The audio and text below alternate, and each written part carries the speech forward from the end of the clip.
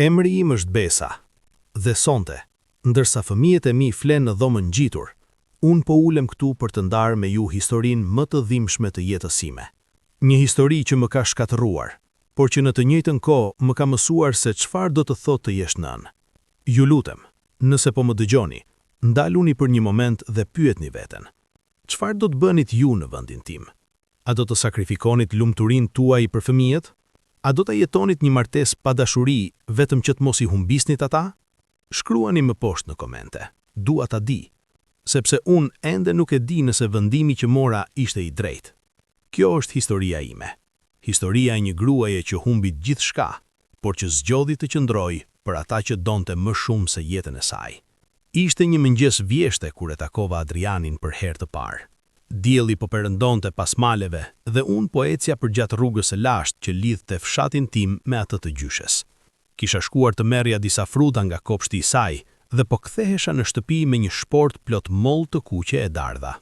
Ecja ngadalë, duke shijuar erën e tokës së lagur nga shiu i mëngjesit, kur papritur dëgjova një zë pas meje. A mund të ndihmoj me atë sport? U ktheva dhe pash një djalë të ri me sy të kaltërt dhe buzëqeshje të sinqertë. Ishte i veshur thjesht, me këmishë të bardhë dhe pantallona të errta.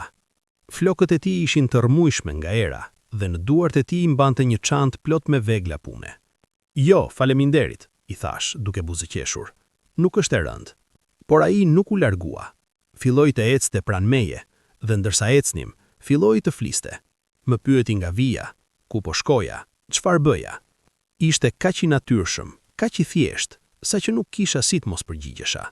Dhe kështu pa e kuptuar, kalova gjithë rrugën duke folur me të.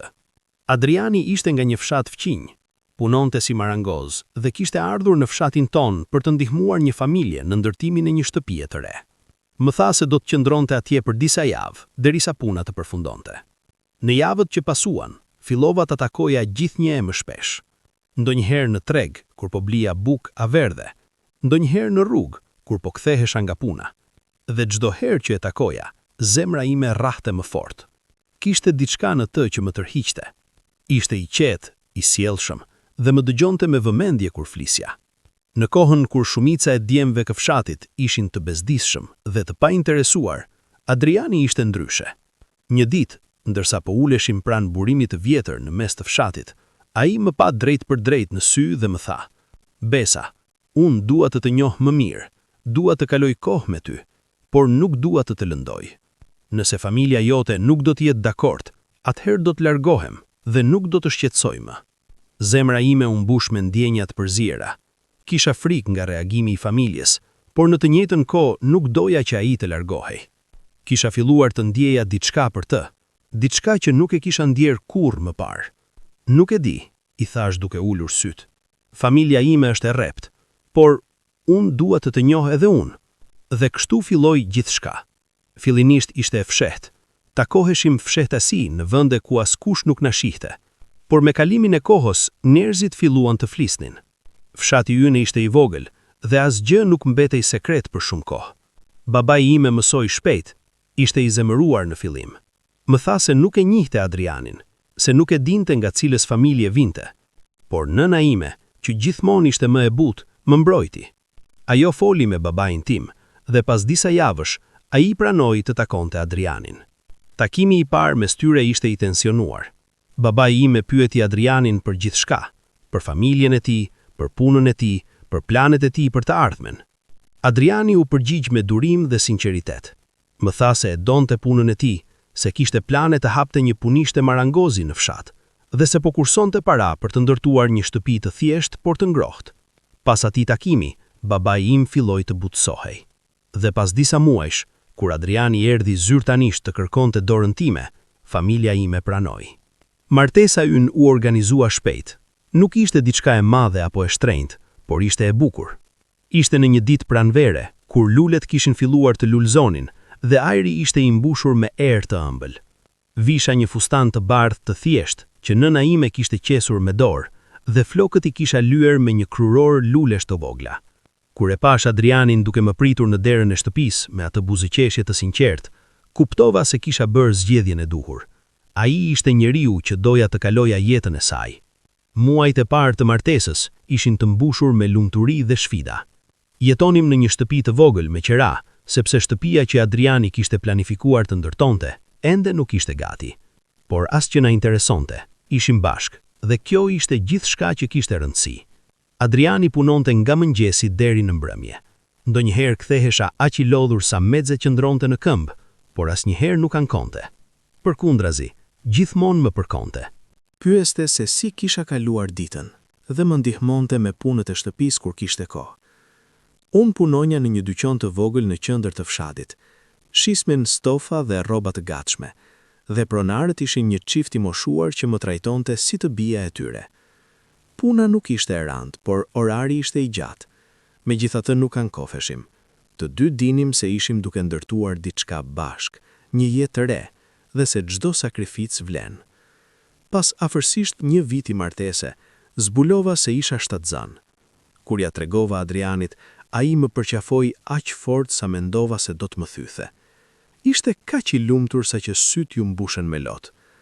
Ajo natë, ndërsa uleshin mbi terracën e vogël të shtëpisë son, ai më mori dorën dhe më tha: "Besa, unë do të bëj gjithçka që të jetë në dorën time për t'u siguruar ty dhe fëmijës son një jetë të mirë." E premtoi. Dhe ai e mbajti premtimin. Gjatë gjithë shtatzanisë sime, Adriani ishte i jashtëzakonshëm. Kujdesej për mua, më sillte çdo ditë diçka të vogël që e dija se e doja. Një moll, një copë çokolate, një lule të vogël që kishte mbledhur në rrugë. Gjëra të vogla, por që për mua kishin vlerë të pafundme. Kur erdhi koha e lindjes, isha e friksuar, por Adriani ishte atje, duke më mbajtur dorën, duke më inkurajuar. Dhe kur dëgjova për herë të parë qarjen e vogël të djalit ton, kuptova se jeta ime kishte marrë një kuptim të ri. E quajtëm Arben. Ishte një fëmijë i bukur, me sy të mëdhenj e flokë të zezë. Në momentet e para kur e mbajta në krah, ndjeva një dashuri kaq të fuqishme sa që më pushtoi tërësisht. Ishte djali im, i imi dhe i Adrianit, dhe do ta mbroja me çdo kusht. Vitet e para me Arbenin ishin të bukura por të vështira. Fëmijët e vegjël kërkojnë shumë kohë dhe vëmendje, dhe unë shpesh ndihesha e lodhur, por Adrian gjithmonë ishte aty për të më ndihmuar. Ai zgjohej natën kur Arbeni qante, e lëkundte derisa përgjumej dhe më linte mua të pushoja. Gjatë fundjavave kur kishte lirë, e merrte Arbenin dhe dilnin bashk, duke më lënë mua pak kohë për të pushuar. Kur Arbeni mbushi 3 vjeç, zbulova se isha përsëri shtatzën. Kësaj here ishte një vajzë, e quajtëm Lira, sepse zëri i saj i vogël ishte si një këngë e ëmbël në shtëpinë tonë. Me 2 fëmijë jeta u bë edhe më e komplikuar. Parat ishin gjithmonë të pakta. Adrian punonte edhe më shumë, duke marrë punë shtesë gjatë fundjavave. Unë kishe lënë punën në dyqan për të kujdesur për fëmijët dhe ndonjëherë merrja punë në shtëpi, qepje apo thurje, për të kontribuar në buxhetin familjar. Por pavarësisht vështirësive, ishim të lumtur. Kishim njëri tjetrin, kishim 2 fëmijë të shëndetshëm dhe kishim dashuri. Dhe dashuria, si zbulova unë, është gjëja më e fuqishme në botë. Mbrëmjet tona ishim të thjeshta por të bukura. Pas darkës, uleshim të gjithë bashk në dhomën e vogël të ndenjës. Adrian luante me fëmijët, ndërsa unë qepja apo lexoja një libër. Ndonjëherë kur fëmijët flinin, uleshim vetëm ne 2 dhe flisnim për ëndrat tona. Adrian donte të zgjeronte punishten e tij, të punsonte njerëz të tjerë. Unë doja të shihja fëmijët të rriteshin të shëndetshëm dhe të lumtur. Një ditë, më thoshte Adriani duke buzëqeshur, do t'u ndërtojmë atyre një shtëpi të madhe, me një obor të gjerë ku mund të luajnë sa të duan. Dhe unë i besoja, sepse Adriani ishte njëri që mbante premtimet e tij. Por jeta, si zbulova më vonë, ka planet e saj, dhe ndonjëherë ato janë aq muzuara sa që të lënë pa frymë. Një dimër, Adrian filloi të ankohej për dhimbje koke. Në fillim nuk i kushtuam shumë vëmendje. Mendonim se ishte vetëm lodhje nga puna, por dhimbjet nuk pushuan, madje u bën më të forta. E bindëm të shkonte tek mjeku. Mjeku i fshatit i bëri disa analiza dhe na këshilloi të shkojmë në qytet për kontrolle më të thelluare. Aty, pas shumë ekzaminimesh, mjekët zbuluan se Adrian kishte një problem shëndetësor serioz. Nuk ishte diçka që mund të trajtohej lehtë. Kur na dhanë diagnozën, ndjeja sikur toka po hapej nën këmbët e mia. Adrian, Burri im, njeriu që doja më shumë se çdo gjë, ishte sëmur rënd. Sa kohë? Pyeta mjekun duke përpjekur të mbaja qetësinë. Ai më pa me mëshirë dhe më tha: varet nga shumë faktorë, por duhet jeni të përgatitur për çdo gjë. Që nga ajo ditë, jeta jon ndryshoi plotësisht. Adrianu detyrua të linte punën. Shëndeti i tij po përkeqësohej ditë pas dite. Unë u kthya në punë, duke punuar 2 turne për të siguruar para për ilaçet e tij dhe për nevojat e fëmijëve. Ishte një periudhë e terrimshme. Shihja se digjej ngadalë njeriu që doja dhe nuk mund të bëja asgjë për ta ndaluar. Mjekët bënin çfarë mundnin, por sëmundja ishte e fuqishme. Adrian, pavarësisht gjithçkaje, përpiqet qëndronte i fortë për ne.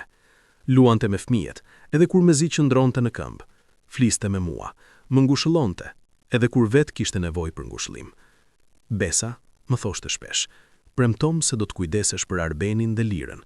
Premtom se do t'i mbash bashk, se do t'u jepesh dashurinë që meritojnë. Dhe unë premtoja, edhe pse çdo herë që bëja atë premtim, zemra më thyhej në copa. Një ditë, ndërsa po ulja pranë shtratit të tij, Adriani më mori dorën dhe më pa në sy. E di se jeta nuk ka qenë e lehtë për ty, më tha me zë të dobët, por dua ta dish se çdo moment me ty ka qenë i vlefshëm. Ti më bëre burrin më të lumtur në botë, dhe jam kaq krenar për familjen që krijuam bashk. Lotët filluan të më rëshqisnin në përfytyrë. Mos fol kështu, i thash, ti do të shërohesh, ne do të jemi përsëri bashk, të katërt. Por ai vetëm buzëqeshi, një buzëqeshje të dhimbshme, plot dashuri dhe trishtim. Javët e fundit ishin të padurueshme. Adriani kalonte shumicën e kohës duke fjetur. Kur zgjohej, mezi fliste, por çdo herë që i afoheshin fëmijët, ai gjallërohej, i puthte, i përqafonte, u thoshte se i donte. Dhe një natë, ndërsa e gjithë familja flinte, Adriani na la. Kur hapa sytë atë mëngjes, diçka nuk ishte në rregull. Dhoma ishte shumë e qetë. Zakonisht dëgjoja frymëmarrjen e Adrianit, të ngadalt por të rregullt, por atë mëngjes nuk kishte asgjë, vetëm heshtje. U ktheva dhe e pash të shtrirë pranë meje, të qetë, me fytyrën e relaksuar. Për një moment mendova se po flinte thjesht, por pastaj kur e preka, kuptova të vërtetën. Ishte i ftohtë. Nuk e di si reagova në atë moment. Nuk mbaj mend nëse bërtita apo qaja. Gjithçka që mbaj mend është se ndihesha sikur më kishin hequr shpirtin nga trupi, sikur ishte shpirti im që kishte ikur, jo i Adrianit. Fëmijët u zgjuan nga zhurma. Arbeni, që ishte 6 vjeç, hyri në dhomë dhe më pa duke qarë. "Çfarë ndodhi, mami?" pyeti me zë të friksuar. Si mund t'ja shpjegoja një fëmijë 6 vjeç se babai i tij nuk do të zgjohej më kurrë? Si mund t'ja thoja se njeriu që e donte më shumë se gjithçka kishte ikur përgjithmonë? Babai yt, ai nuk është mirë, ja dola të them me slotësh. Por Arbeni nuk ishte budalla. Ai e kuptoi, dhe kur u afrua në shtratin ku shtrirej Adriani dhe preku dorën e tij të ftohtë, filloi të qaj edhe ai. Qante aq fort, sa që zemra ime u coptua në mijëra pjesë. Lira, që ishte vetëm 3 vjeç, nuk e kuptonte plotësisht. Ajo thjesht qante sepse shishte mua dhe Arbenin duke qarë. Orët që pasuan ishin një mjegull. Mbaj mend se erdhi nëna ime, pastaj babai. Mbaj mend se erdhi edhe familja e Adrianit, nëna e tij, vllai i di madh, besniku, dhe e shoqja e tij. Të gjithë qanin, të gjithë ishin të shkatruar. Por midis atij gjithë kaosi, unë ndihesha e izoluar, sikur të gjitha po ndodhnin rreth meje, por unë nuk isha pjesë e tyre. Isha e mbyllur brenda vetes, në një botë ku ekzistonte vetëm dhimbja ime. Ditët deri në varrim ishin të padurueshme. Njerëzit vinin e shkonin, sillnin ushqim dhe ofronin ngushëllime, por asnjë fjalë nuk mund të lehtësonte dhimbjen që ndiesha. Ditën e varrimit, qielli ishte i mbuluar me rrete errta, sikur edhe natyra po vajtonte për Adrianin. Qëndroja pranë varrit, mbante duart e Arbenit dhe Lirës dhe shikonin kur ulën arkovillën në tokë. Në atë moment, kuptova se jeta ime kishte mbaruar. Jo fizikisht, por emocionalisht. Një pjesë e madhe e meje kishte vdekur bashkë me Adrianin. Pas varrimit, njerëzit filluan të largoheshin ngadalë. Familjet ktheheshin në shtëpitë e tyre, jeta vazhdonte për ta, por për mua gjithçka kishte ndaluar. Ktheheshim në shtëpi, unë, Arbeni dhe Lira, dhe shtëpia që dikur ishte e mbushur me të qeshura dhe dashuri, tani ishte bosh dhe ftohtë. Çdo gjë më kujtonte Adrianin. Karrigja ku ulej për të lexuar gazetën, mjetet e tij të punës që ende ishin në këndin e dhomës, edhe aroma e tij që ende ndihej në dhomë. Natën, kur fëmijët flinin, unë ulesha në dhomën e ndenjës dhe qaja derisa më mbaronin lotët. Dhe pastaj filloshta përsëri. Dhimbja ishte kaq e madhe, sa që ndihesha sikur po më mbytesha. Por jeta nuk pret. Fëmijët kishin nevojë për ushqim, për vëmendje, për dashuri, dhe unë, pavarësisht dhimbjes, u detyrova të vazhdoja. Kaluan javë, kaluan muaj, dhe pak nga pak fillova të mësoja të jetoj me dhimbjen. Jo të harroja, kur nuk do të harronim Adrianin, por thjesht të jetoja me të. Fëmijët ishin ata që më mbajtën gjallë. Arbeni, që ishte bërë shumë i matur për moshën e tij, përpiqej të më ndihmonte me çdo gjë. Lira, që ende nuk e kuptonte plotësisht se çfarë kishte ndodhur, më bënte të buzëqeshja me pafajësinë e saj. Por, ndërsa unë përpiqesha të mësoja të jetoja përsëri, fillova të vëreja se diçka po ndryshonte në sjelljen e familjes së Adrianit. Në fillim mendonja se ishte imagjinata ime, por me kalimin e kohës u bë e qartë se kishte diçka në ajër. Nëna e Adrianit, që më kishte trajtuar gjithmonë me butësi, filloi të bëhej e ftohtë. Kur e vizitoja, ajo fliste pak dhe shpesh më shikonte me një shprehje të çuditshme, sikur po më vlerësonte, po më gjykonte. Vëllai i Adrianit, besnik, gjithashtu filloi të sillej ndryshe. Ai më pyeste shpesh nëse kisha nevojë për ndihmë, nëse fëmijëve u mungonte diçka. Në fillim mendonja se ishte thjesht mirësjellje, por më vonë kuptova se kishte diçka më shumë prapa atyre pyetjeve. Një ditë, afërsisht 3 muaj pas vdekjes së Adrianit, nëna e tij më thirri në shtëpinë e saj. "Besa, dua të flas me ty për diçka të rëndësishme", më tha. Ulëm në dhomën e ndenjës dhe ajo filloi të fliste. Në fillim fjalët e saj ishin të buta, të kujdesshme.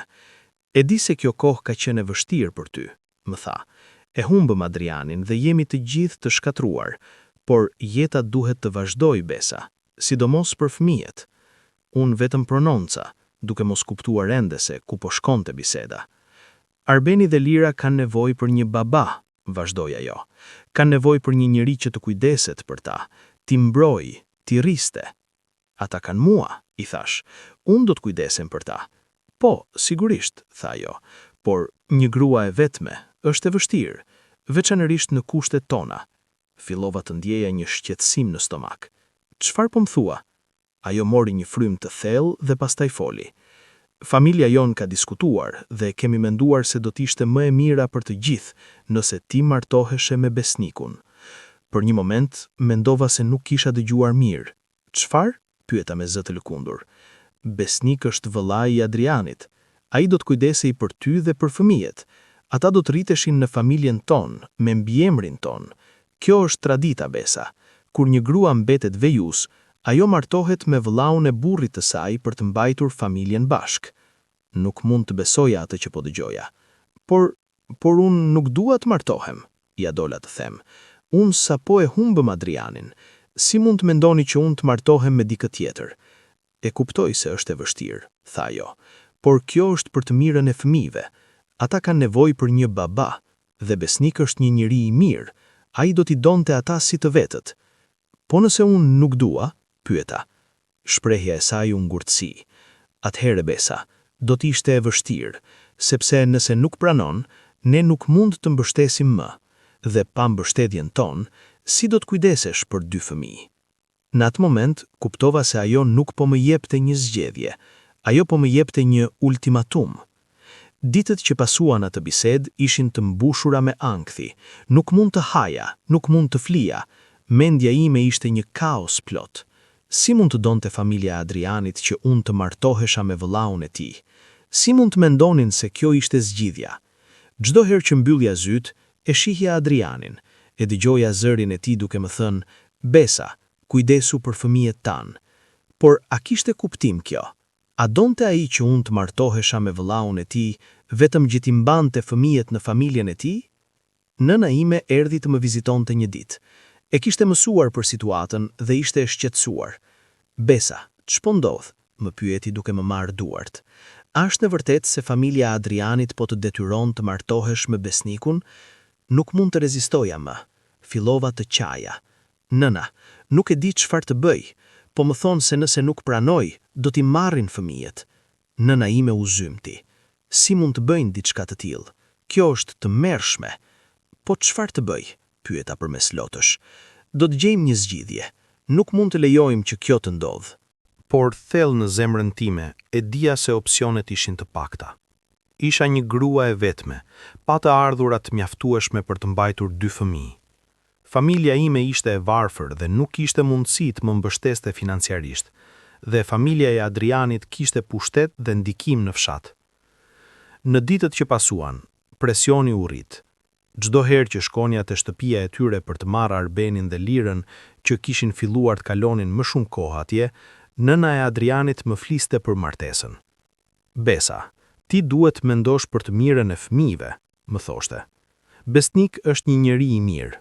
Ai ka punë të qëndrueshme, ka shtëpi, fëmijët do të kishin gjithçka që u duhet. Po dashuria, pyeta një ditë, duke mos u duruar më. Po ndjenjat, a nuk kanë rëndësi ato? Ajo më pa me një shprehje të ftohtë. Dashuria vjen me kohën, Besa. Martesa është një përgjegjësi, jo vetëm një ndjenjë. Ti je nën tani, duhet mendosh si nën. Dhe kjo ishte pika e dhimbshme, sepse ajo kishte të drejtë në një sens. Unë isha nën, dhe detyra ime ishte të kujdesesha për fëmijët e mi, pavarësisht se çfarë do të thotë kjo për mua. Por a ishte kjo e drejtë? A ishte kjo që Adriani do të kishte dashur? Një mbrëmje, ndërsa ureshim vetëm në shtëpi, Arbeni më pa dhe pyeti. Mami, pse je kaq e trishtuar? E pash dhe përpiqja të buzëqeshja. Nuk jam e trishtuar, dashuria ime, thjesht jam pak e lodhur. Por ai nuk u bind. A është për shkak të gjyshes? Pyeti. Ajo po të bën presion apo jo? U çudita. Si e dinte ai? Ishte vetëm 6 vjeç. Dëgjova kur po flisne me gjyshen, vazhdoi ai. Ajo dëshiron që ti të martohesh me Dajan Besnik. Nuk e dija se çfarë të thoja. Si mund t'ja shpjegoja atij gjithë këtë situatë? Arbeni, thash duke e marrë në prerë. Jeta është e ndërlikuar ndonjëherë, por dua që të dish se çfarë do që të ndodh, unë gjithmonë do t'jem këtu për ty dhe për motrën tënde. Gjithmonë. Ai më përqafoi fort. Nuk dua që ti t'jesh e trishtuar, mami. Dua që ti t'jesh e lumtur, siç ishe kur Adriani ishte këtu. Dhe ato fjalë më thyen plotësisht, sepse e dija se nuk do të mund të jem kurrë e lumtur siç isha kur Adriani ishte gjallë. Ajo kohë kishte kaluar përgjithmonë. Presioni vazhdoi të rritej. Një ditë Besnik erdhi në shtëpinë time. Ishte hera e parë që ai vinte vetë dhe u trondita kur e pash në derë. Besa, mund të hym?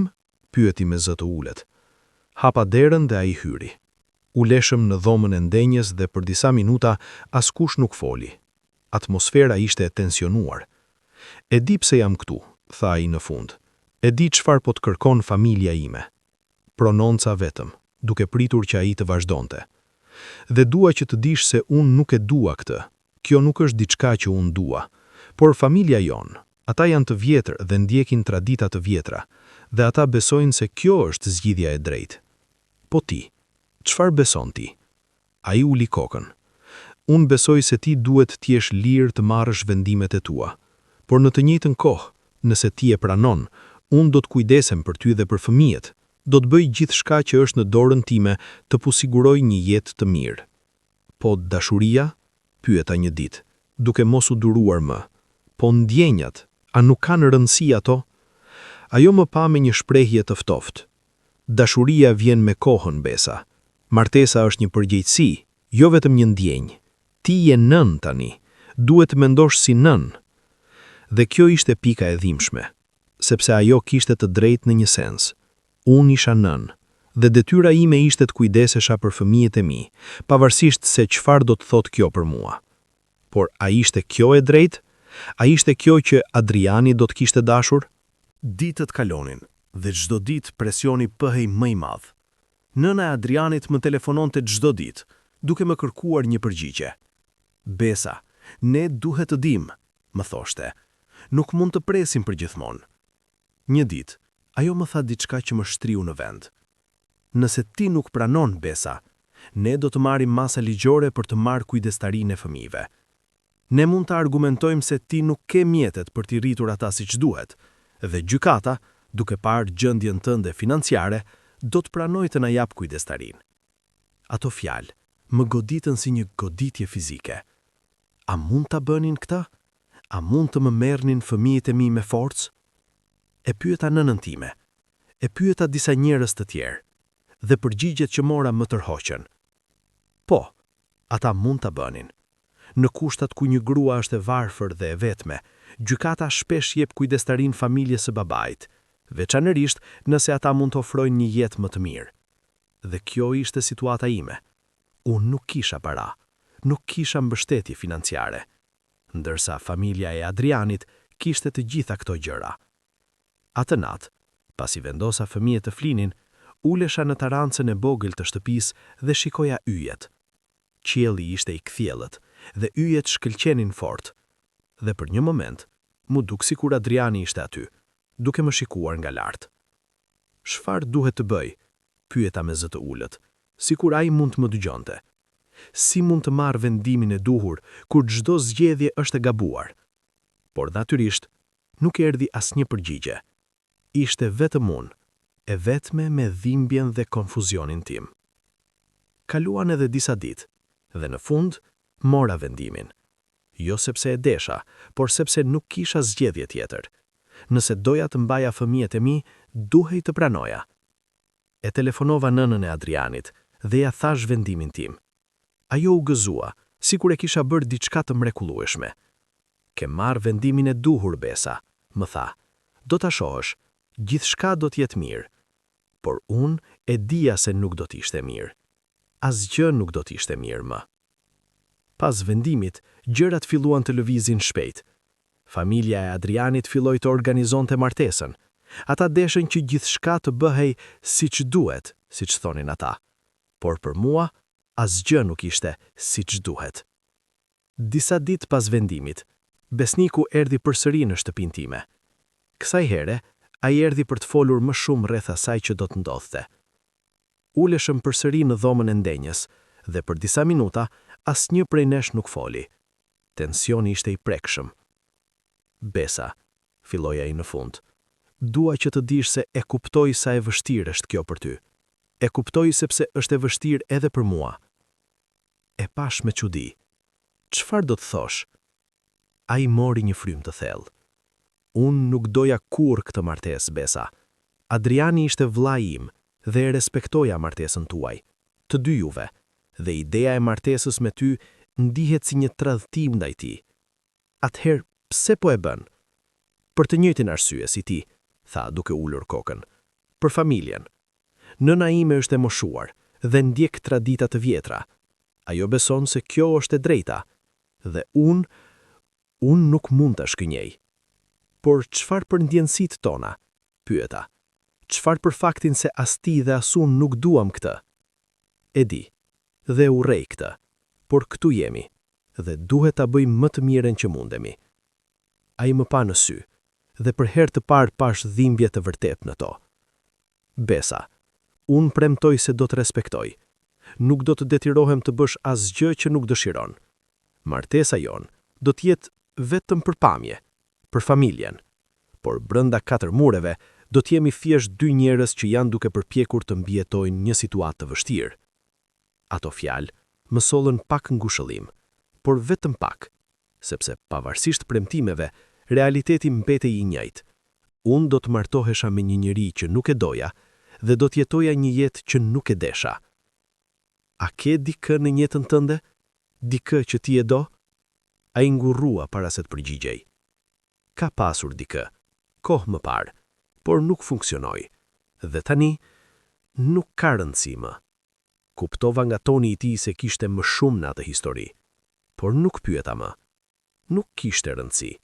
Të dy ishim duke hyrë në këtë martesë për arsyet e gabuara. Javët që pasuan ishin të mbushura me përgatitje. Familja e Adrianit organizoi gjithçka. Unë thjesht shkoja aty ku më thonin, bëja çfarë më kërkonin. Isha si një kukull, si lëvizur sipas telave të tjerët që i kontrollonin. Nëna ime vinte shpesh për të më parë. Ajo ishte e shqetësuar për mua. Besa, a je sigurt për këtë? Më pyeste. Ende nuk është vonë për të ndryshuar mendje. por unë e dija se ishte vonë. Kisha marrë vendimin dhe tani duhej ta jetoja me të. Arbeni dhe Lira nuk e kuptonin plotësisht se çfarë po ndodhte. Arbeni, që ishte më i madh, kishte dëgjuar biseda dhe kishte kuptuar se unë do të martohesha me dajen e tij. Një ditë ai më pyeti: "Mami, pse po martohesh me dajen Besnik? Ti nuk e do atë si e doje babain." Si mund t'ja shpjegoja atij? Si mund t'i thoja se po e bëja këtë për të dhe motrën e tij? Arbeni, djali mamit, thash duke e marrë në prehër, ndonjëherë në jetë duhet të marrim vendime të vështira, vendime që nuk na pëlqejnë, por që janë të nevojshme, dhe kjo është një prej atyre vendimeve. Por ti nuk je e lumtur, tha ai duke më parë në sy. Jo, nuk jam e lumtur, pranoja, por do të mësoj të jetoj me këtë, për ty dhe për Lirën. Ai më përqafoi fort. Nuk duaj që ti të vuash për ne, mami. Nuk po vuaj, gënjeva. Gjithçka do të jetë mirë. Por të dy e dinim se isha duke gënjur. Dita e dasmës u caktua për një muaj më vonë. Familja e Adrianit donte një ceremoni të thjeshtë, pa shumë bujë, dhe unë isha falenderues për këtë. Nuk do të kisha mundur të duroja një dasëm të madhe, me muzikë dhe valle dhe njerëz duke festuar. Por edhe një ceremoni e thjeshtë ishte shumë për mua, sepse çdo hap që afroheshim nga dita e dasmës, ndihesha sikur po mbytesha. Një mbrëmje, pak ditë para dasmës, Besnik erdhi përsëri. Kësaj here ai solli diçka me vete, një kuti të vogël. "Çfarë është kjo?" pyeta. "Një unaz," tha ai. "Familja ime insistoi që të t'jap një unaz, por nuk desha të t'jap diçka të re. Kjo ishte unaza e gjyshes sime. Nuk është shumë e shtrenjtë, por ka vlerë sentimentale, dhe mendova se ndoshta do t'ishte më e mirë se një unaz e re." E hapa kutin dhe pash një unaz të vogël argjendi me një gur të vogël. Ishte e thjesht por e bukur. "Faleminderit," thash. "Është e bukur." Ai prongonci. "Besa, dua të them diçka." "Po?" pyeta. "Të gjithë po na shohin si dy njerëz që po martohen, por të dy e dim të vërtetën. Kjo martesë është një detyrë, një obligim, por unë nuk dua që të ndihesh e burgosur në të. Nëse një ditë vendos se nuk mund ta vazhdosh, do të mbështes. Do t'i them familjes time se nuk mund ta bëjmë këtë." Ato fjalë më prekën, sepse për herë të parë, dikush po më thoshte që kisha një zgjedhje, dikush po më thoshte se nuk isha e burgosur. "Faleminderit," thash, duke u përpjekur të mos qanta, "por e di se nëse ndodh kjo, do t'i humbas familjet e mi, dhe këtë nuk mund ta bëj." Ai prongonci me trishtim. E kuptoj. Ajo natë, pasi Besniku largua, qëndrova zgjuar për orë të tëra. Mendova për jetën time, për zgjedhjet që kisha bërë, për rrugën që kisha marrë, dhe çuditërisht, për herë të parë që nga vdekja e Adrianit, nuk qaja. Thjesht ndihesha e zbrazët, e lodhur, gati të dorëzohesha. Dita e dasmës erdhi më shpejt se sa prisja. Ishte një ditë e ftohtë dimri. Qielli ishte gri, dhe ky ishte duke filluar të binte pak dëbor. Në mëngjes, nëna ime erdhi për të më ndihmuar të përgatitesha. Ajo më solli një fustan të thjeshtë, të bardhë. Nuk ishte si fustani im i dasmës me Adrianin. Ai kishte qenë të qepur nga nëna ime, plot me dashuri dhe kujdes. Ky ishte thjesht një fustan i bler nga dyqani, pa asnjë histori pas tij. Ndërsa vishesha, shikoja veten në pasqyrë. Gruaja që më shihte prapa ne nuk isha unë.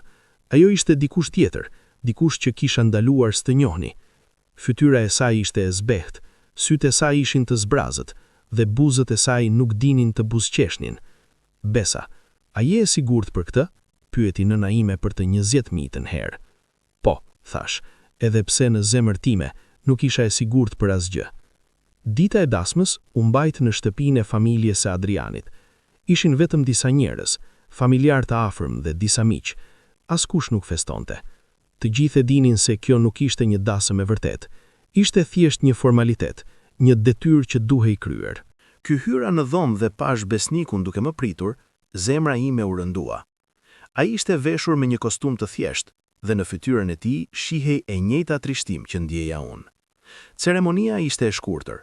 Imami thoshte fjalët e tij. Ne thoshim po në momentet e duhura dhe pasaj ishte mbaruar. Aq thjesht, aq shpejt. Pas ceremonisë, njerëzit erdhen për të na uruar, por urimet e tyre ishin të ftohta, të detyruara. Askush nuk ishte i numtur. Edhe familja e Adrianit, që kishte insistuar për këtë martesë, nuk dukeshin plotësisht të kënaqur. Arbeni dhe Lira ishin atje, duke më shikuar me sy të mëdhenj e të hutuar. Arbeni erdhi pranë meje dhe më mori dorën. "Çfarë ndodh tani, mami?" pyeti ai. "Tani do të jetojmë me Dajen Besnik," i thash, duke u përpjekur të tingëlloja e qetë. "A do të jetë si babai?" pyeti ai. Zemra më u thye. "Jo, dashuria ime. Askush nuk mund të jetë si babai yt, por Daja Besnik do të jetë këtu për ne. Do të na kujdes." Ai prononca, por e dija se nuk ishte i kënaqur. Asnjë prej nesh nuk ishte. Në fund të ditës u kthyem në shtëpinë që Besnik kishte përgatitur për ne. Ishte një shtëpi e vogël, jo shumë larg shtëpisë ku kisha jetuar me Adrianin. Dhoma e fjetjes ishte e thjeshtë, me një krevat të madh dhe disa copa mobilje. Dhomat e fëmijëve ishin në katin e dytë. Pasi i vura fëmijët të flinin, zbrita dhe gjeta Besnikun duke ndenjur në dhomën e ndenjës. Ai po shikonte zjarrin në oxhak, i humbur në mendimet e tij. "Besa," më tha kur më pa. "Dua të të them diçka." Uleshja në karrigen përballë tij. "Po?" "Sonte ne do të flem në dhoma të ndara," tha ai. "Unë do të fle në dhomën e mëposhme. Ti mund të marrësh dhomën kryesore. Nuk dua që të ndihesh e presionuar apo e detyruar për asgjë." Nuk e dija se si të reagoja. "Faleminderit," thash në fund. Ai pranonca. "E di se kjo nuk është ajo që të dy kishim ëndruar për jetën tonë, por jemi këtu dhe duhet ta bëjmë më të mirën që mundemi." Ato fjalë përmbledhnin gjithçka. Ishim atje në një situatë që asnjëri prej nesh nuk e donte, dhe gjithçka që mund të bënim ishte të përballonim. Atë natë, kur u shtrija në krevat, nuk mund të flija. Mendoja për Adrianin, për ditën tonë të dasmës, për ditët e lumtura që kishim kaluar bashk, dhe pastaj mendoja për tani, për këtë jetë të re që kisha filluar, një jetë pa dashuri, pa lumturi, vetëm me detyrë dhe sakrificë. Dhe për herë të parë në javë fillova të qaja përsëri. Javët e para të jetës së re ishin të çuditshme dhe të vështira. Çdo mëngjes zgjohesha dhe për një moment harroja ku isha. Pastaj realiteti më godiste. Nuk isha më në shtëpinë e vjetër dhe burri që flinte në dhomën pranë nuk ishte Adriani. Besnik ishte besnik premtimit të tij. Ai nuk më detyroi për asgjë. Jetonte në dhomën e tij, unë në timen. Gjatë ditës ai shkonte në punë, unë kujdesesha për shtëpinë dhe fëmijët. Në mbrëmje hanim darkë bashk, si një familje, por pas darke secili shkonte në dhomën e tij. Për botën e jashtme ne ishim një kupë të martuar, por brenda 4 mureve ishim 2 të huaj që jetonin nën të njëjtin çati. Arbeni po përshtatej ngadalë me situatën e re. Ishte një fëmijë i zgjuar dhe e kuptonte se diçka nuk ishte normale. Një ditë, ndërsa po i ndihmonte me detyrat e tij të shkollës, ai më pyeti: "Mami, pse ti dhe Daja Besnik nuk flini në të njëjtën dhomë?" Nuk e dija se si të reagoja. Sepse e vendosëm kështu, thash. Çdo kupt është i ndryshëm. "Por ti dhe babai flinin në të njëjtën dhomë. E di, dashuria ime. Askush nuk mund të jetë si babai yt, por Daja Besnik do të jetë këtu për ne. Do të na kujdes." "Besa," tha në fund, "dua të flas me ty për diçka." "Po," thash, duke vazhduar të prerë perimet. "E di se kjo situatë nuk është ideale," filloi ai, "por po mendoja, ndoshta do të ishte mirë nëse përpiqeshim të ndërtojmë një marrëdhënie më miqësore. Jo si bashkëshort, por si shok, njerëz që jetojnë bashkë dhe që mbështesin njëri tjetrin." E pash me çudi. "Çfarë do të thuash?" "Do të thotë që ndoshta mund të fillojmë të flasim më shumë," tha ai, "të ndajmë mendimet tona, shqetësimet tona, të jemi më të hapur me njëri tjetrin." Mendova për këtë. Në një sens, ai kishte të drejtë. Nëse do të jetonim bashkë për shumë kohë, do të ishte më mirë të kishim ndonjë lloj marrëdhënie, sado minimale. "Në rregull," thash, "mund të provojmë." Dhe kështu, ngadalë, filloi të ndryshonte diçka mes nesh. Filluan të flisnim më shumë, jo për gjëra të mëdha, por për gjëra të vogla të përditshme. Ai më tregonte për punën e tij, unë i tregoja për fëmijët. Ndonjëherë uleshim në terrancë pas darke dhe pinim çaj duke folur për gjëra të ndryshme. Por edhe në ato momente nuk harroja kurrë se kjo nuk ishte dashuria që kisha pasur me Adrianin. Ishte diçka tjetër, një lloj shoqërie, një lloj bashkjetese, por jo dashuri. Një mbrëmje, ndërsa uleshim kështu, Besniku më tha diçka që më çuditi. "Besa, a e di se un kam pasur një dashuri një herë?" tha ai. Po, thash, më the diçka për këtë më parë. Po, por nuk të tregova historinë e plot, vazhdoi ai. Ajo quhej drita, ishim të fejuar për t'u martuar, por pak përpara dasmës familja ime nuk pranoi. Ata thanë se familja e saj nuk ishte e përshtatshme, se ajo nuk ishte e duhura për mu. Çfarë ndodhi? Pyeta. Unë isha frikakak, pranoja i me trishtim. Nuk luftova për të. Pranova vendimin e familjes. Dhe ajo u largua. U martua me dikë tjetër. Dhe unë e humba shansin time për lumturi. Pash dhimbjen në sytë e tij dhe ndjeva empati. Më vjen keq, thash. Edhe mua, tha ai. Dhe kjo është arsyeja pse e kuptoj se si ndiheshti, sepse edhe unë jam në një martesë që nuk e desha. Edhe unë po sakrifikoj lumturinë time për familjen. Ato fjalë krijuan një lloj lidhjeje mes nesh, jo dashuri, por një kuptim të përbashkët. Të dy ishim viktima të rrethanave, të presionit familjar, të traditas që na kishin burgosur në një jetë që nuk e kishim zgjedhur. Por edhe kjo lidhje nuk ishte e mjaftueshme për të mbushur zbrazëtirën që ndijeja. Çdo natë, kur mbylleja syt, e shihja Adrianin, e dëgjoja zërin e tij, ndijeja prekjen e tij. Dhe çdo mëngjes zgjohesha me dhimbje të re, duke kuptuar se ai nuk ishte më atje. Arbeni po rritej dhe po bëhej gjithnjë e më i vetëdijshëm për situatën. Një ditë, ndërsa ishim vetëm dy ne, ai më tha: "Mami, e di se ti nuk je e lumtur." Zemra më rëndoi. Pse thua këtë, dashuri? Sepse e shoh në sytë e tu. Ti buzëqesh, por sytë e tu janë të trishtuar, gjithmonë. Nuk mund t'ja fshehja më. E di që jeta nuk është si çdo doni ti ishte, por po përpiqem të bëj më të mirën time, për ty dhe për motrën tënde. Por çfarë për ty? Pyeti ai. Kur do t'jesh e lumtur ti? Nuk kisha përgjigje për këtë pyetje, sepse e dija se nuk do t'isha e lumtur kurrë përsëri, jo në atë mënyrë si kisha qenë me Adrianin. Familja e Adrianit na vizitonte shpesh. Nëna e tij vinte pothuajse çdo javë për të parë fëmijët, dhe çdo herë që vinte, më shikonte me një shprehje që nuk e kuptoja plotësisht. Ishte një përzierje kënaqësie dhe diçka tjetër, ndoshta keqardhje, apo faj. Një ditë, ndërsa uleshim vetëm në kuzhinë, ajo më tha diçka që më çuditi. "Besa, a e di se unë kam pasur një dashuri një herë?" tha ai. "Po," thash, "më the diçka për këtë më parë." "Po, por nuk të tregova historinë e plot," vazhdoi ai. "Ajo quhej drita. Ishim të fejuar për t'u martuar, por pak përpara dasmës familja ime nuk pranoi. Ata thanë se familja e saj nuk ishte e përshtatshme, se ajo nuk ishte e duhura për mu." "Çfarë ndodhi?" pyeta. "Unë isha frikakak," pranoja ai me trishtim. "Nuk luftova për të. Pranova vendimin e familjes, dhe ajo u largua. U martua me dikë tjetër, dhe unë e humba shansin time për lumturi. Pash dhimbjen në sytë e tij dhe ndjeva empati. Më vjen keq, thash. Edhe mua, tha ai, dhe kjo është arsyeja pse e kuptoj se si ndihesh ti, sepse edhe unë jam në një martesë që nuk e desha, edhe unë po sakrifikoj lumturinë time për familjen." Prononca, por nuk thash asgjë. Çfarë mund të thoja? Kaluan muaj. Vjeshta u kthye në dimër, dimri në pranverë. Jeta vazhdonte, sikurse kishte thënë nëna e Adrianit, por për mua çdo ditë ishte e njëjtë. Një ritual i përsëritur i detyrave, përgjegjësive dhe zbraztirës emocionale. Marrëdhënia ime me besnikun mbeti e njëjtë. Ishim miqësor, të respektueshëm me njëri tjetrin, por nuk kishte dashuri, nuk kishte intimitet, dhe të dy e pranonim këtë. Një ditë, ndërsa po pastroja dhomën e Adrianit dhe Lirës, gjeta një letër të vjetër. Ishte një letër që Adriani më kishte shkruar para shumë vitesh, kur ishim të fejuar. E hapa dhe fillova ta lexoja. "Besa e dashur, nuk jam i mirë me fjalët, por dua që të dish se ti je gjëja më e mirë që më ka ndodhur ndonjëherë. Kur jam me ty ndihem i plot. Kur shoh në sytë e tu, shoh të ardhmen time.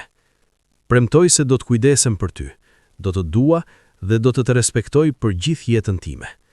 Me dashuri të përjetshme, Adrian." Lotët filluan të më rrëshqisnin në përfytyrë. Ajo premtesë, ato fjalë, ishin aq të sinqerta, aq të plota me dashuri. Dhe tani, ai nuk ishte më këtu për t'i mbajtur ato. Mu duk sikur e gjithë dhimbja që kisha përpjekur të mbaja brenda për muaj të tërë, po dilte papritmas. Rasha në dysheme dhe qaka aq fort sa që nuk mund të marr frymë. Çdo lot që kisha mbajtur brenda, çdo dhimbje që kisha përpjekur të fsheh, po dilte tani. Besniku më gjeti kështu. Ai kishte ardhur në shtëpi më herët nga puna dhe më dëgjoi duke qarë. Erdhi në dhomë dhe më pa ulur në dysheme me letrën në dorë. Besa, tha ai me zë të butë. Nuk mund të flisja. Thjesht vazhdova të qaja. Ai ulshi në dysheme pranë meje dhe qëndroi atje, pa thënë asgjë. Vetëm qëndroi. Dhe ndoshta ajo ishte gjëja më e mirë që mund të bënte. Pas atë ditë, diçka ndryshoi mes nesh. Nuk ishte dashuri, por ishte një lloj kuptimi të thellë. Të dy e dinim se ishim në dhimbje. Të dy e dinim se ishim duke jetuar një jetë që nuk e kishim zgjedhur. Dhe në atë dhimbje të përbashkët, gjetëm një lloj ngushëllimi. Javët kaluan dhe u shndruan në muaj. Arbeni filloi shkollën e mesme dhe po bëhej gjithnjë më i pavarur. Lira po rritej e bukur dhe e zgjuar, duke më kujtuar Adrianin me çdo vëzhgim të saj të mprehtë. Një ditë, besniku erdhi në shtëpi me lajme. Më kanë ofruar një punë më të mirë, më tha. Në qytet, paga është më e lartë, kushtet më të mira. Urime, thash. Kjo është e shkëlqyer, por do të thotë se do të duhet të zhvendosemi, vazhdoi ai. Të gjithë ne, do duhet të lëm fshatin. Ndjeva një ndjenjë të çuditshme. Në një anë, ideja e lëvizjes larg, e fillimit të ri diku tjetër, tingëllonte tërheqëse. Por në anën tjetër, fshati ishte vendi ku kisha jetuar me Adrianin, vendi ku kishim krijuar kujtimet tona. Çfarë mendon? Pyeti besniku. Mendova për një moment. Mendoj se do të ishte mirë për fëmijët. Në qytet do të kishin më shumë mundësi, më shumë shkolla të mira. Ai prononca. Po për ty, çfarë mendon ti? Për mua, fillova, por nuk e dija si ta përfundoja fjalën. Për mua nuk ka rëndësi ku jetoj. Kudo që t'jem, gjithsesi do t'jem e njëjta. Ai më pa me keqardhje. Besa, dua të dish se sa të vlerësoj. Shumë gra nuk do t'ishin aq të forta sa ti, nuk do t'kishin mundur të përballonin gjithë këtë. Nuk jam e fortë, thjesht jam nën, dhe nënat bëjnë çfarë duhet për fëmijët e tyre. Dhe kjo ishte e vërteta. Nuk isha heroine. Nuk isha e fortë apo e guximshme. Ishta thjesht një grua që kishte zgjedhur fëmijët e tyre mbi lumturinë e saj. Dhe çdo ditë jetoja me atë zgjedhje. Kaluan edhe disa muaj dhe përgatiteshim për zhvendosjen. Arbeni dhe Lira ishin të emocionuar për jetën e re në qytet. Unë përpiqesha të tregoja entuziazëm për ta, por brenda ndihesha boshe.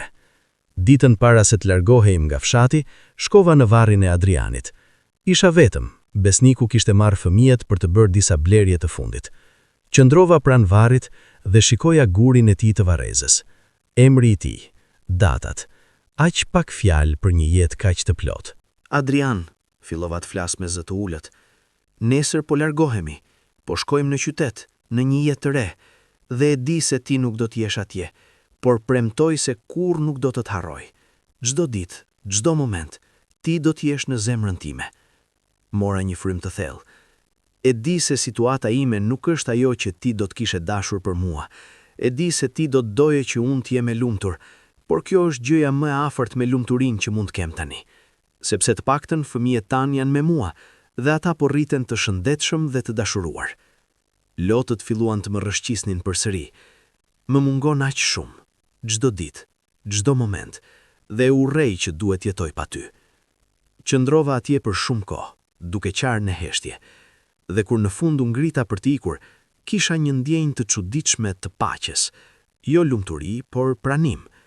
Kjo ishte jeta ime tani, dhe duhej ta jetoja. Dita e zhvendosjes erdhi. Ngarkuam gjithçka në një kamion dhe u nisëm drejt qytetit. Ndërsa makina largohej nga fshati, u ktheva dhe shikova prapa. Ato kodra, ato rrugë, ato shtëpi, aty kisha jetuar gjithë jetën time. Aty kisha njohur Adrianin, aty ishim martuar, aty kishin lindur fëmijët tanë.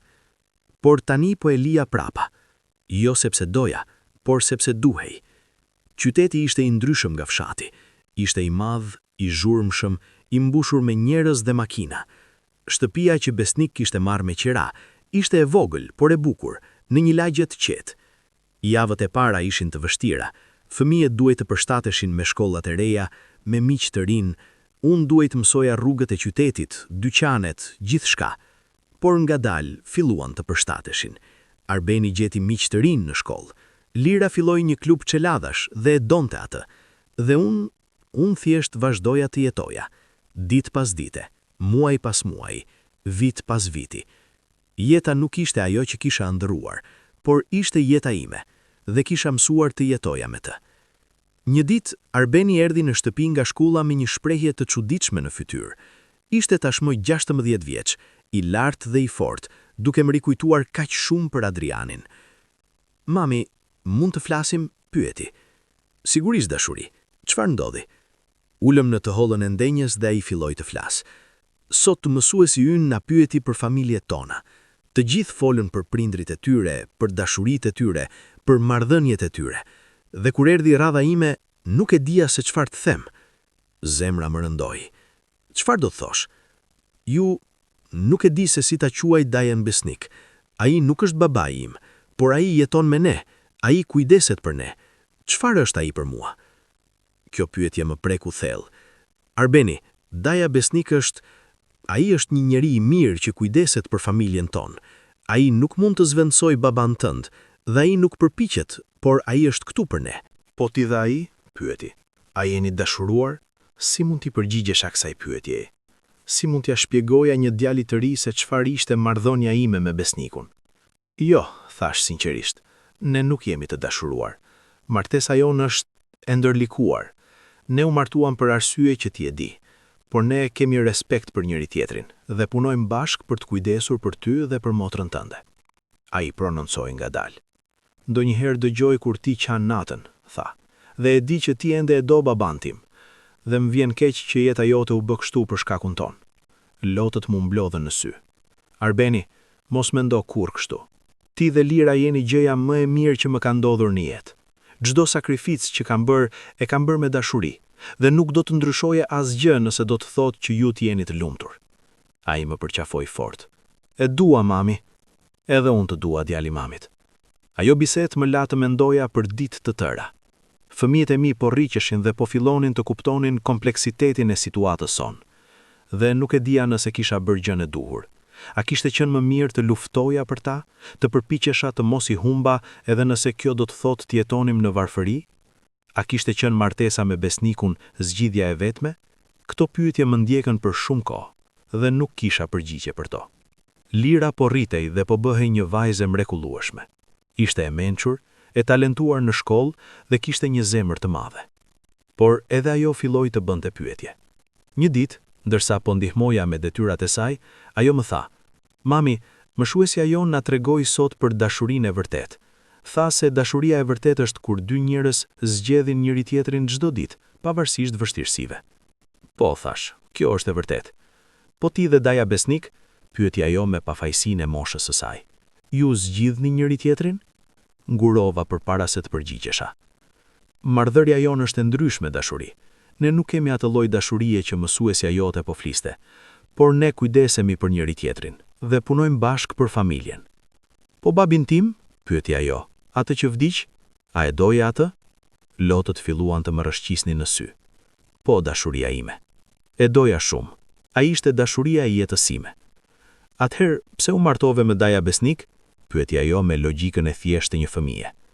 Sepse ndonjëherë duhet të bëjmë zgjedhje të vështira, zgjedhje që nuk na bëjnë të lumtur, por që janë të nevojshme." Ajo prononcoi, edhe pse nuk e kuptonte plotësisht. Dhe ndoshta ishte më mirë që fëmijët të mos kuptonin plotësisht dhimbjen që kisha përjetuar. Një natë, rreth 2 vjet pas zhvendosjes në qytet, Besniku erdhi në shtëpi duke u dukur i shqetësuar. Hangrëm darkë në heshtje dhe pas darkës, kur fëmijët shkuan në dhomat e tyre, ai më tha: "Besa, duhet të flasim." Ndjeva një ankth në stomak. "Çfarë ndodhi?" "Takova dikë, një grua në punë. Emri i saj është Albana dhe ka diçka mes nesh." Zemra më ra. Jo sepse isha gjeloze, nuk e doja Besnikun në atë mënyrë, por sepse kuptova se kjo do të thotë ndryshime, dhe ndryshimet më frikëzonin. "Po çfarë do të thuash?" pyeta. "Nuk e di", tha sinqerisht. Ne jemi teknikisht të martuar, por të dy e dim se martesa jonë nuk është e vërtet. Dhe Albana, ajo është dikush që mendoj se mund të kem një të ardhme vetë. Mendova për një moment. A e do atë? Mendoj se po. Të paktën mund të jemi lumtur me të, në një mënyrë që nuk kam qenë kurrë me ty, jo për fajt tënd, por për shkakun situatës sonë. Prononcova. E kuptoj. Po çfarë bëjmë ne? Jemi të martuar, kemi një litë të ndërtuar bashk, edhe nëse nuk është ajo që të dy donim. Mendova për këtë pyetje. Çfarë bënim ne? A duhet të shndronim në këtë martesë të rrem për gjithmonë? A duhet të sakrifikonte besniku lumturinë e tij siç e kisha bërë unë? Nuk e di, thash sinqerisht, por nuk dua që ti të jesh i pafat për shkakun tim. Ti ke të drejtën për lumturi, ashtu si çdo njeri. Ai më pami një shprehje të çuditshme. Por çfarë për ty? Çfarë për fëmijët? Fëmijët janë gati të rritur, thash. Arbeni do të shkojë në universitet së shpejti. Lira është në shkollën e mesme. Ata nuk kanë nevojë për një familje tradicionale më. Po ti? Pyeti përsëri. Çfarë do të bësh? Do të mbijetoj, thash, si s'kam bërë gjithmonë. Ato fjalë tingëllonin më të forta se sa ndihesha në të vërtetë, por nuk doja që besnik të ndihej fajtor. Ai kishte bërë tashmë shumë për mua dhe për fëmijët. Meritonte një shans për lumturi. Në muajt që pasuan, gjërat filluan të ndryshonin ngadalë. Besnik filloi të kalonte më shumë kohë jashtë shtëpisë.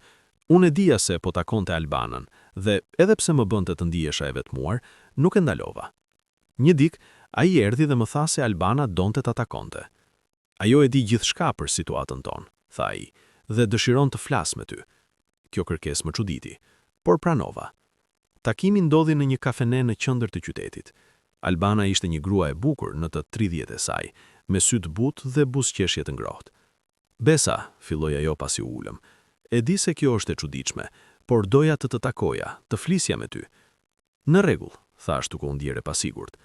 Besnik më ka treguar gjithçka për juve, për Adrianin, për presionin e familjes, për martesën tuaj, dhe dua që të dish se e respektoj atë që ke bërë, e respektoj sakrificën që ke bërë për fëmijët e tu.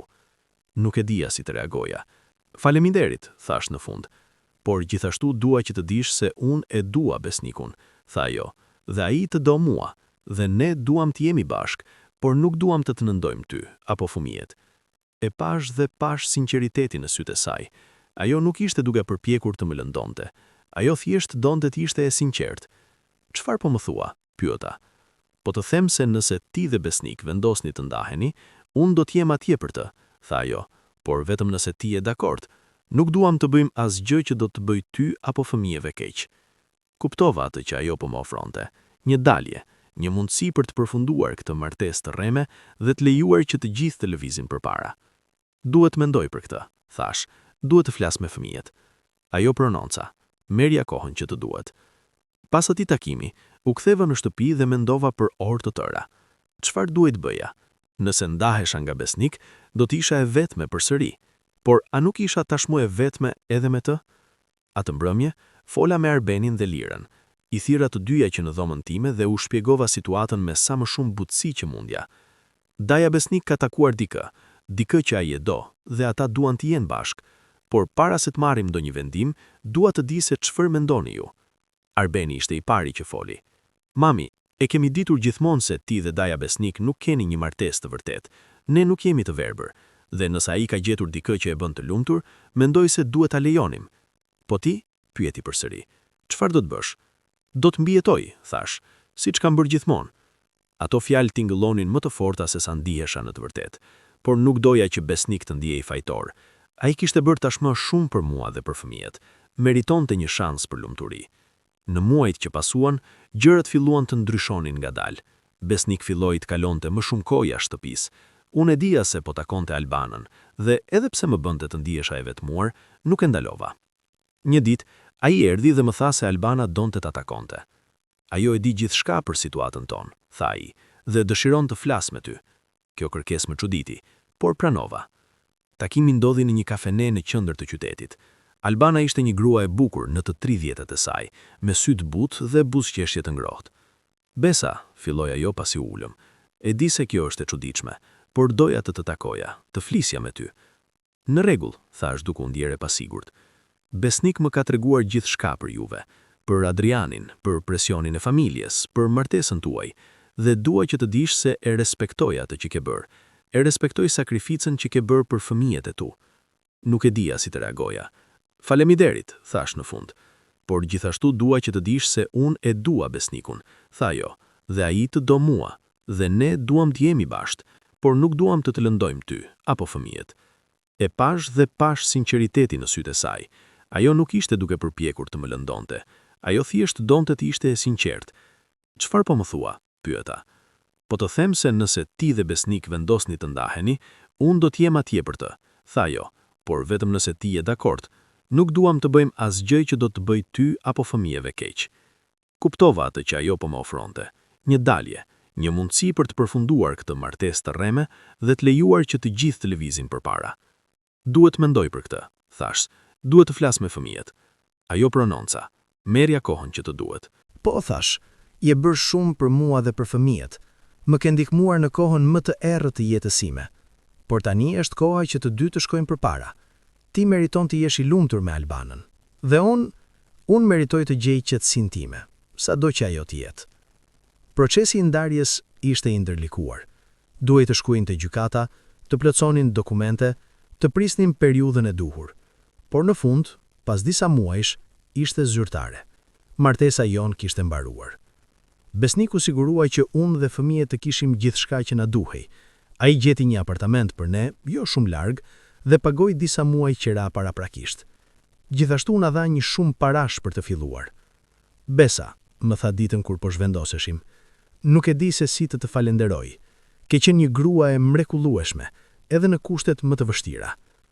Ti gjithashtu ke qenë i mrekullueshëm, thash, dhe i uroj gjithë lumturinë e botës me Albanën. Ai më përqafoi dhe për një moment ndjeva një lloj mëshire për këtë njeri që kishte ndarë një pjesë të jetës sime. Nuk e kisha dashur kurrë, por kisha respekt dhe mirënjohje për të. Jeta në apartamentin e ri filloi ngadalë.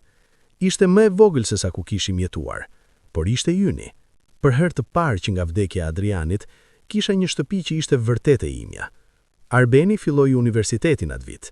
Shkoi në një universitet në një qytet tjetër dhe edhe pse më mungonte, isha krenare për të. Po bëhej një burr i mirë, i sjellshëm dhe i përgjegjshëm. Lira vazhdoi shkollën e mesme dhe po bëhej gjithnjë e më e pavarur.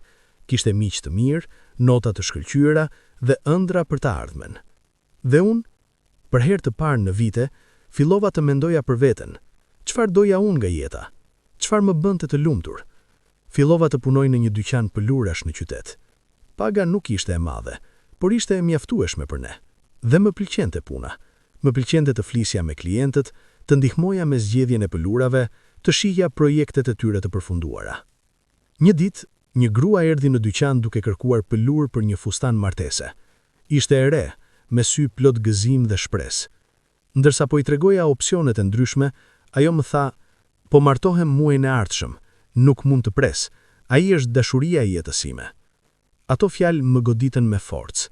Njëherë, unë kisha qenë si ajo, e re, e lumtur, e mbushur me shpresë për të ardhmen.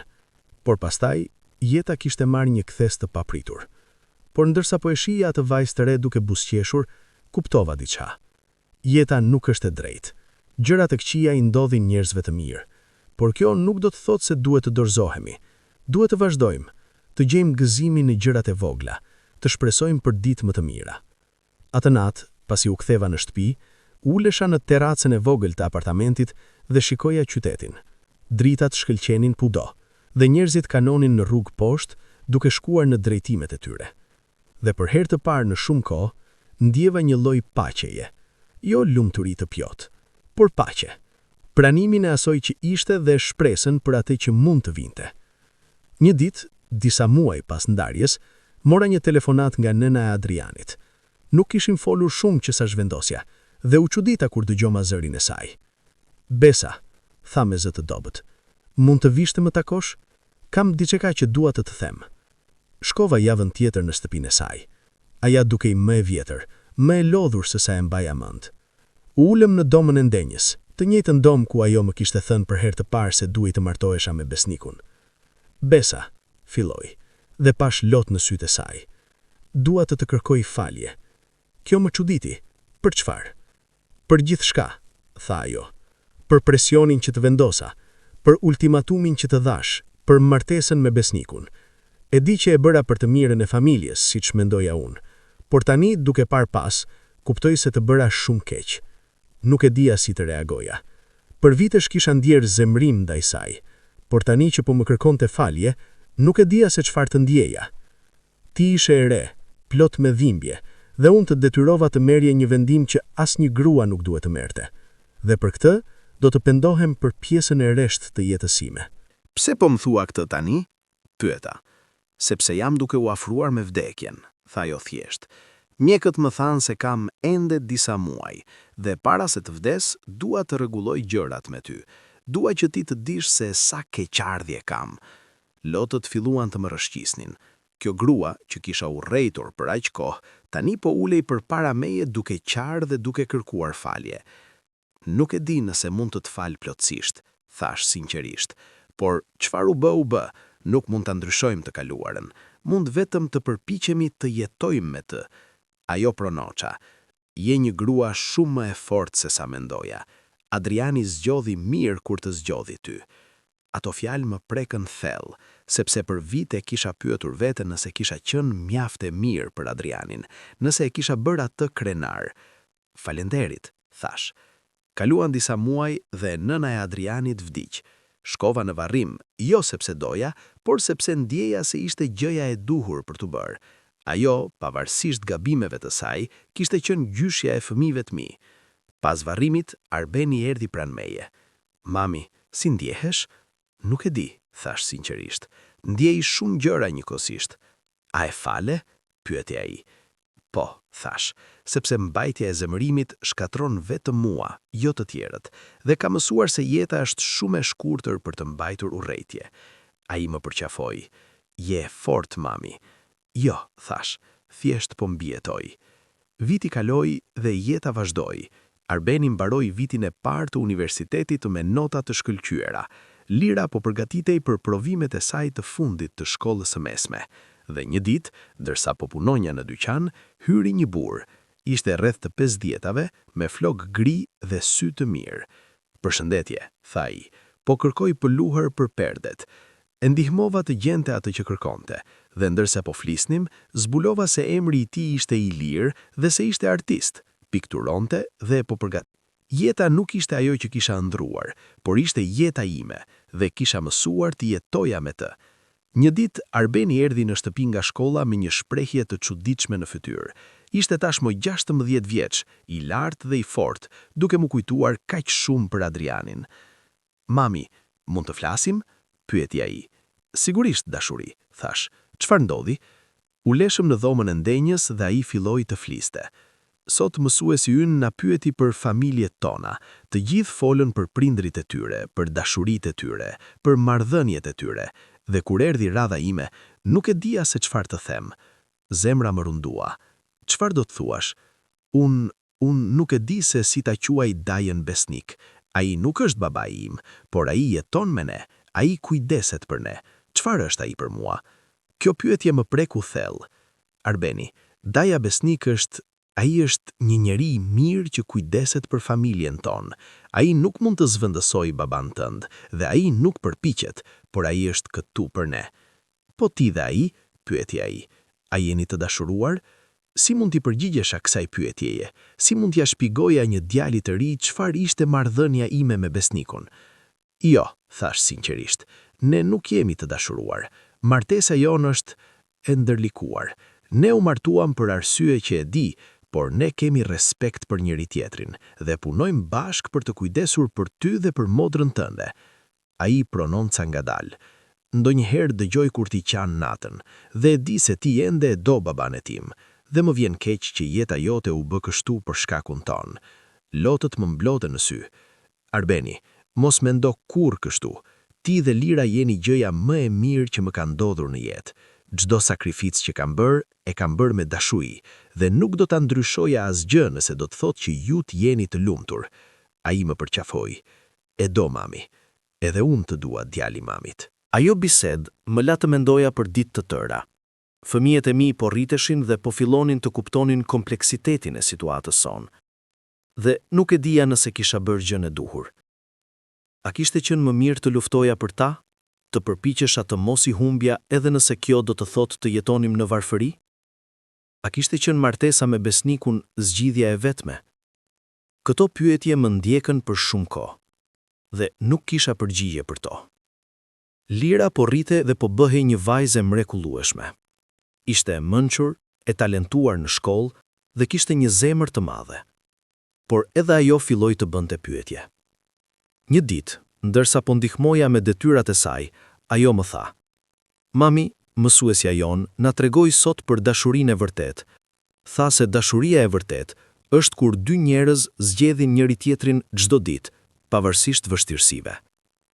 Po thash, kjo është e vërtetë. Po ti dhe Daja besnik, pyeti ajo me pafajsinë e moshës e saj. Ju zgjidhni njëri tjetrin? Ngurova përpara se të përgjigjesha. Marrëdhënia jonë është e ndryshme, dashuri. Ne nuk kemi atë lloj dashurie që mësuesja jote po fliste, por ne kujdesemi për njëri tjetrin dhe punojmë bashkë për familjen. Po babin tim, pyeti ajo, atë që vdiq, a e doje atë? Lotët filluan të më rrëshqisnin. Po, dashuri ime, e doja shumë. Ai ishte dashuria e jetës sime. Atëherë, pse u martove me Dajan besnik? Pyeti ajo me logjikën e thjeshtë të një fëmije. Sepse ndonjëherë duhet të bëjmë zgjedhje të vështira, zgjedhje që nuk na bëjnë të lumtur, por që janë të nevojshme. Ajo prononcoi, edhe pse e dija se nuk e kuptonte plotësisht. Dhe ndoshta ishte më mirë kështu. Ndoshta ishte më mirë që fëmijët të mos kuptonin plotësisht dhimbjen që kisha përjetuar. Një natë, rreth 2 vjet pas zhvendosjes në qytet, besnik erdhi në shtëpi duke dukur i shqetësuar. Hanim darkë në heshtje dhe pas darke, kur fëmijët shkuan në dhomat e tyre, ai më tha: "Besa, duhet të flasim." Ndjeva një ankth në stomak. "Çfarë ndodhi?" "Takolla dikë," tha ai duke ulur syt. "Një grua në punë. Emri i saj është Albana dhe ka diçka mes nesh." Zemra më ra. Jo sepse isha xheloze, nuk e doja besnikun në atë mënyrë, por sepse kuptova se kjo do të thotë ndryshime, dhe ndryshimet më friksonin. "Po, çfarë do të thuash?" pyeta. "Nuk e di," tha ai sinqerisht.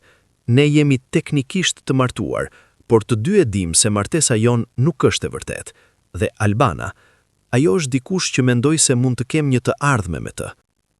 Mendova për momentin. A e do atë? Mendoj se po.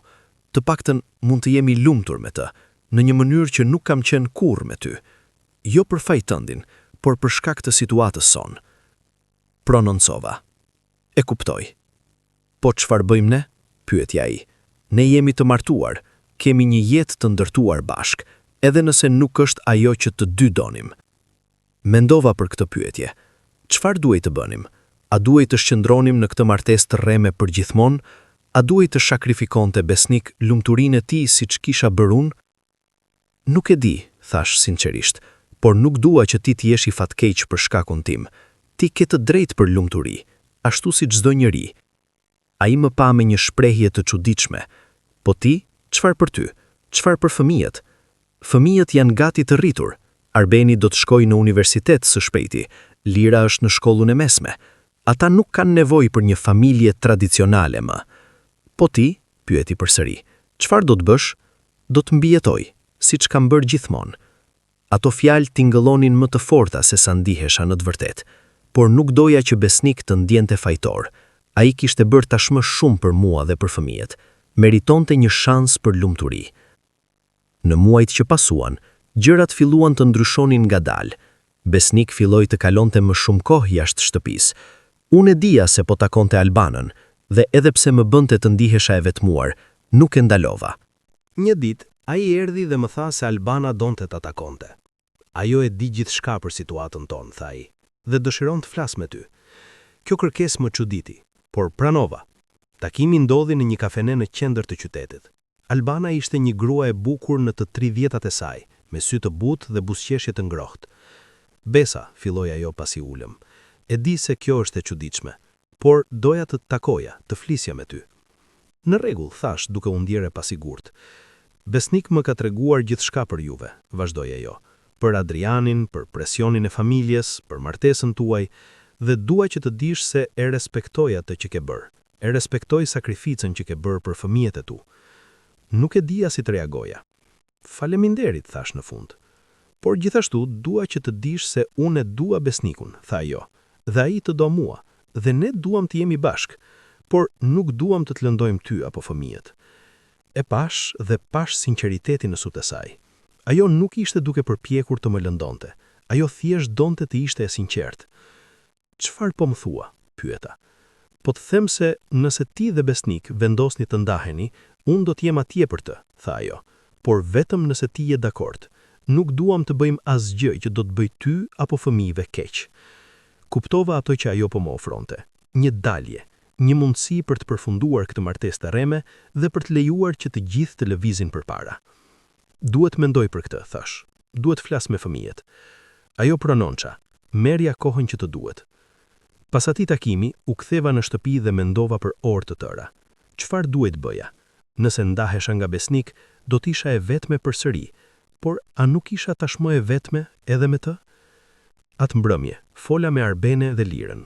I thira të dyja në dhomën time dhe u shpjegova situatën me sa më shumë butësi që mundja. Daja Besnik ka takuar dikë, thash, dikë që ai e do, dhe ata duan të jenë bashk, por para se të marrim ndonjë vendim, dua të di se çfarë mendoni ju. Arbeni ishte i pari që foli. Mami, e kemi ditur gjithmonë se ti dhe Daja Besnik nuk keni një martesë të vërtet. Ne nuk jemi të verbër, dhe nëse ai ka gjetur dikë që e bën të lumtur, mendoj se duhet ta lejojmë. Po për ty, pyeta, si do të ndikoj kjo tek ti? Mami, unë jam gati 18 vjeç. Së shpejti do të shkoj në universitet. Nuk kam nevojë për një baba tani. Kam nevojë që ti të jesh e lumtur. Lira, që ishte ende vetëm 15 vjeç, dukej më e shqetësuar. Por ku do të jetojmë? Pyeti ajo. Çfarë do të bëhet me ne? Do të gjejmë një zgjidhje, i thash duke marrë dorën.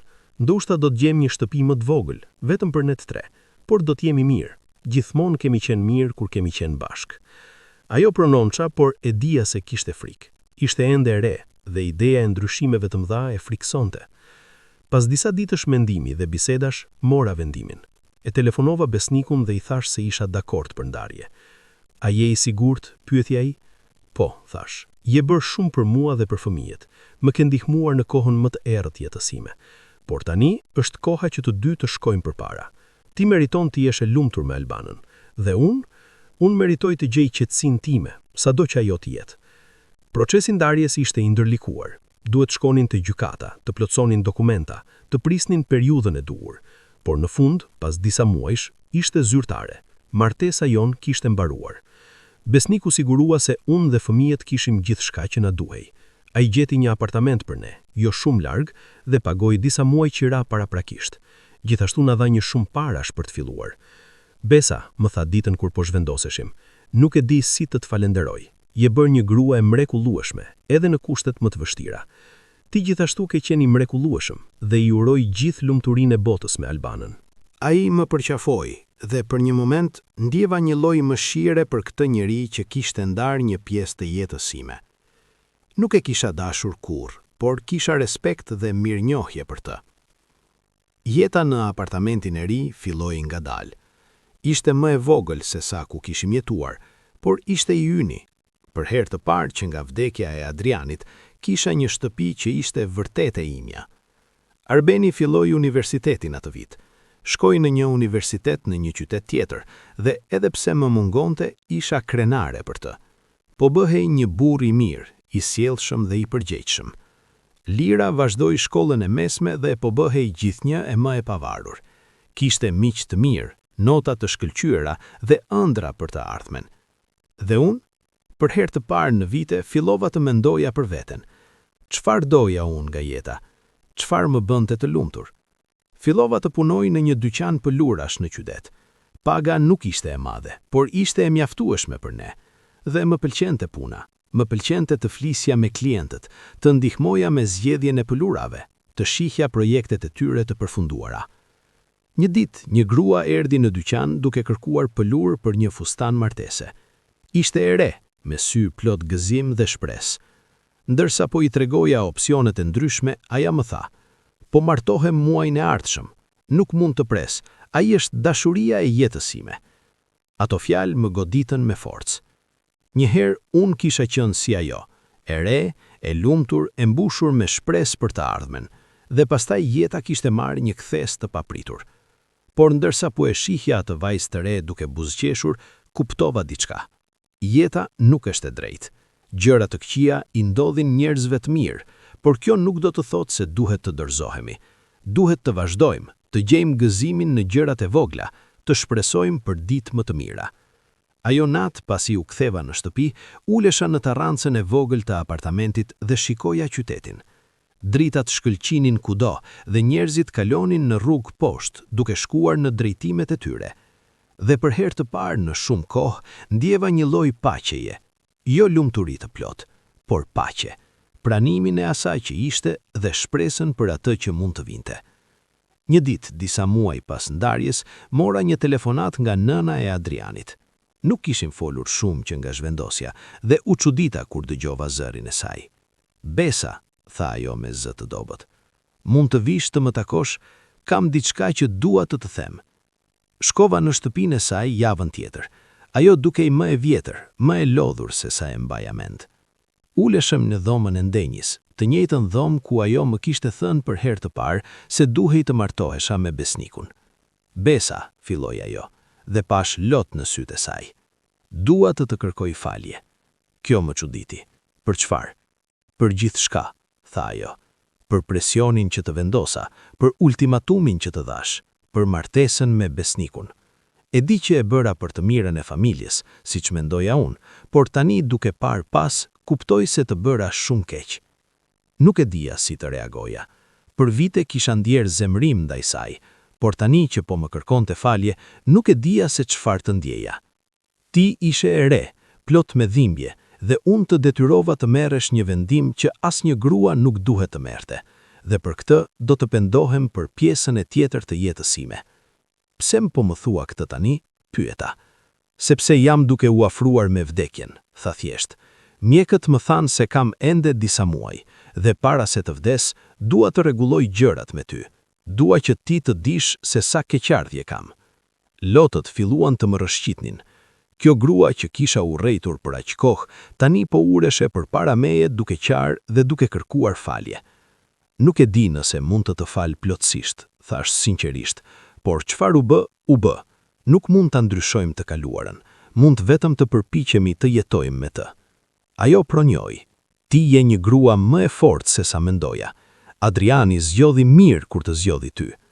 Ato fjalë më të prekën thellë, sepse për vite kisha pyetur veten nëse isha mjaftueshme për Adrianin, nëse e bëra atë krenar. "Faleminderit", thash. Kaluan disa muaj dhe nëna e Adrianit vdiq.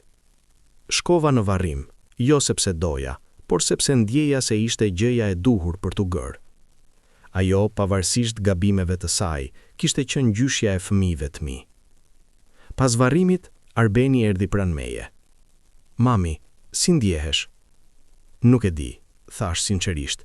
"Ndjej shumë gjëra njëkohësisht." "A e fale?" pyetja ai.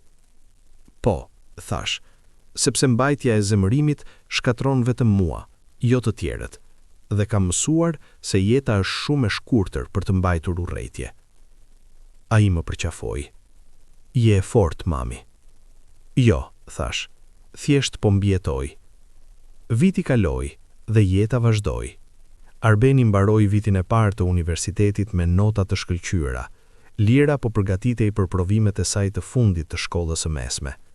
Dhe një ditë, ndërsa po punonja në dyqan, hyri një burr. Ishte rreth të 50-ave, me flok gri dhe sy të mirë.